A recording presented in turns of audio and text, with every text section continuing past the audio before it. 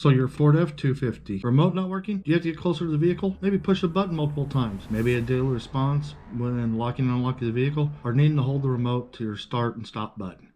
Hey, stop worrying. Let's change that battery and see if that helps. There's a quick and easy step-by-step video on how to change your dead or weak battery, and all you need is a small flat tip screwdriver, your remote, and a brand new CR2045 battery. With that being said, you can leave your key ring on. Right here on the side, you have your emergency key release. Push that button down, and when you pull it apart,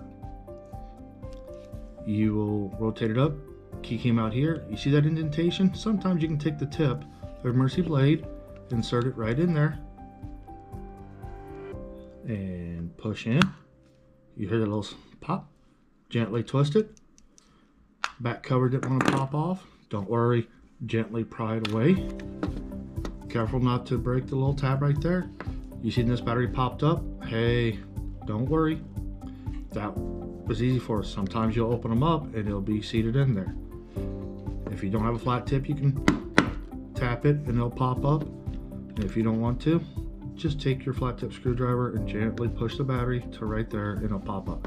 Take the remote, flip it over, and just lightly pop that battery out, and it didn't want to. As you notice right here, this is a CR2045 battery. I'm going to reuse this battery because this is a new remote. So let's go ahead and install it. Put the battery in. Back corner first, push down, latch it in. Take your top of the back cover. It needs to go in first and gently squeeze them together. Hey, if you found this video helpful, please like and share this video. And leave a comment below, and remember, let's stay safe out there.